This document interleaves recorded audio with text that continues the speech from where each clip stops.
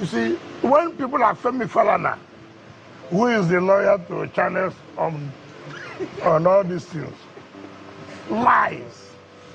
I mean, a senior advocate, you go to court, you lie that the issue of defection is at the Federal High Court. You refuse to tell people that you did what they call a cross appeal. When the Court of Appeal gave judgment that these people had defected, you had a cross appeal in Supreme Court. And Supreme Court made a pronouncement about it. You lied. So will you... When the judgment came out, people said, I think they said Supreme Court has not pronounced on the defection. What happened a few days ago? Federal Court said Supreme Court has settled this matter of defection. Now, if such people at that level can come out on national television and lie, and you may not take it serious, but it's very hurting.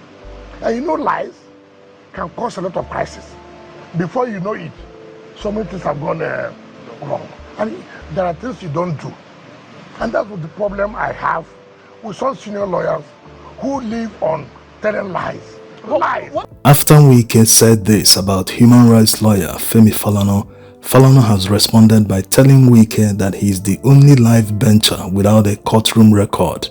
He has never filed a case in any court. Only a corrupt lawyer wins all cases in court. You win some and you lose some. In a statement Falana released to the press, he said, "In a recent media outburst, the Minister of the Federal Capital Territory, Mr. Nyesom Wike, taunted me for losing a case which he won at the Supreme Court. He went as far as dubbing me a television lawyer. However, I did not respond at the time because Mr. Nyesom Wike is the only live bencher in Nigeria who has never handled a case in any trial or appellate court. Contrary to Mr. Wike's assertion, I did not lie against the Supreme Court. All I said was that the matter of the defection of the 27 legislators was raised suo motu and determined by the eminent justices of the Apex Court. We will come back to what suo motu means. It is public knowledge that Mr. Wike praised the Supreme Court to high heavens and held a Thanksgiving service to celebrate the decision.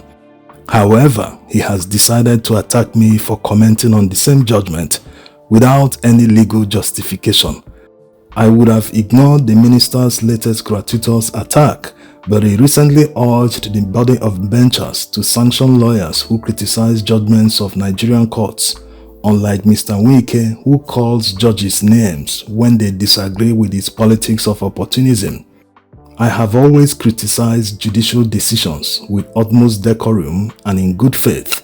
As Justice Oputa famously stated, we are final not because we are infallible. We are infallible because we are final. It may interest Mr. Wike to know that from time to time, many respected justices commend my critique of court decisions and my defense of the judiciary. At a recent valedictory session, a retiring Supreme Court justice referred positively to one of my critical remarks. No doubt the decision of the Supreme Court is final on defection. Their lordships said that it must be proved by producing the membership register of political parties. But my fear is that this ruling could be used by unpatriotic politicians to justify political prostitution.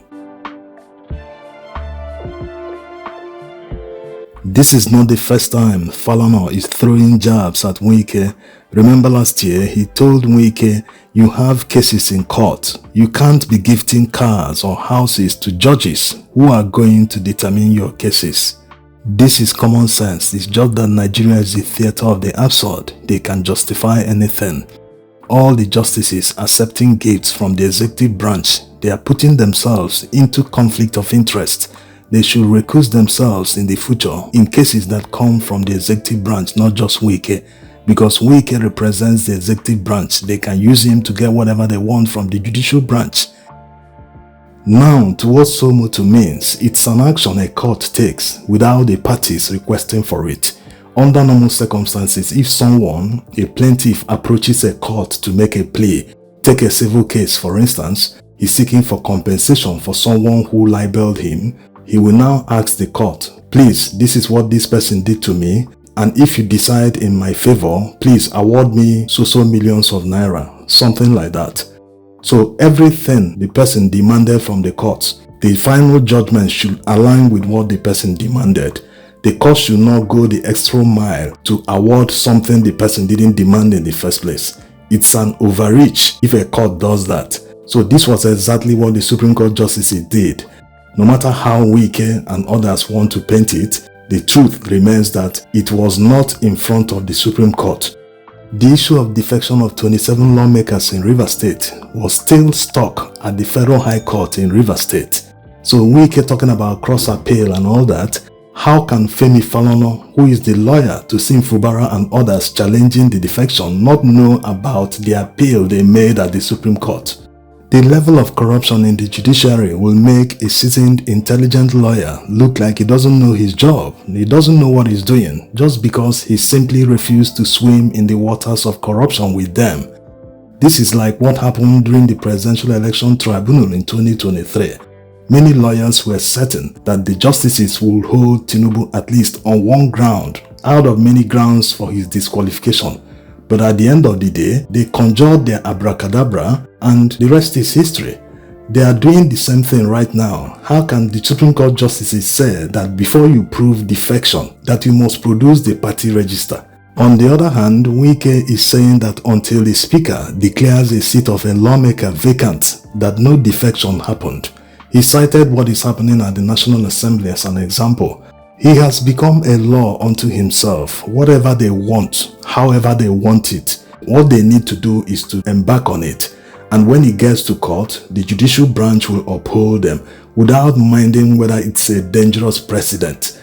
How can Supreme Court justices say that in order to prove defection, you must produce the party register?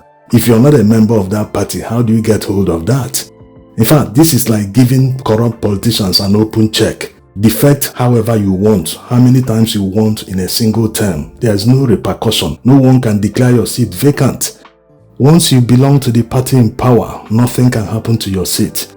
But this is not the intention of the Constitution. Original intention was to stop people from decamping. When you are elected under a particular party, you must remain in that party because the votes do not belong to you. This is coming from Wike himself. To make a pronouncement. So everybody will have to be careful. You give somebody an umbrella, the next day he defects.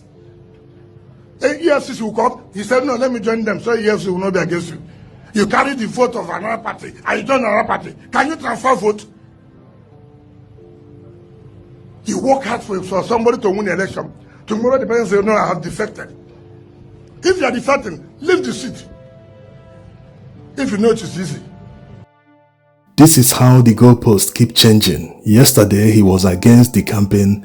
Today he's for the campaign. He's supporting the campaign. When someone in the future is able to tender the evidence, that's getting hold of the party register to prove that someone decamped, they will invent another thing, another narrative, another technicality to say that the person never decamped. That's why you can never win against these people. It's not possible. No matter how big you are, no matter how wealthy you are, how connected you are, once you are not in their circle, you are against what they stand for. You can never win against them. It's not possible.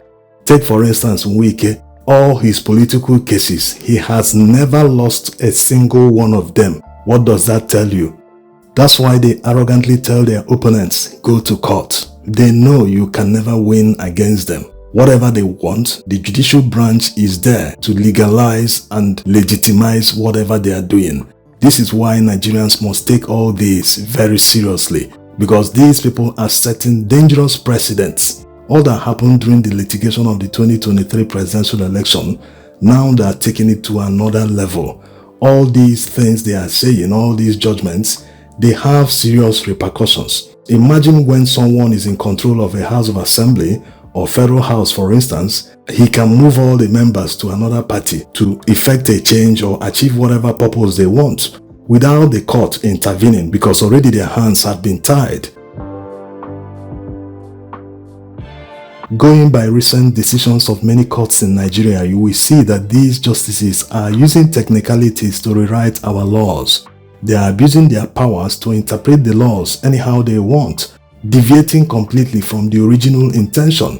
If the intention of the law is to stop people from defecting from one party to the other, it is the responsibility of the judge to make sure that he doesn't help a defector, someone who already left his party, in contravention of the law to achieve his aim. Yes, people who are already celebrating, waving flag of the party, doing all sorts of things, they went on national television to justify why they decamped to the new party. They also swore to an affidavit justifying why they decamped to the new party, that they didn't break any law, that their party, PDP, was in disarray. Now, justices saw all this evidence and looked the other way, helped people to break the law, which is against the original intention of the law. How can this be justifiable? This is not justice. They always push the burden to the opposition. Like in this case, Sim Fubara came to court to ask them to determine whether the 27 lawmakers decamped or not.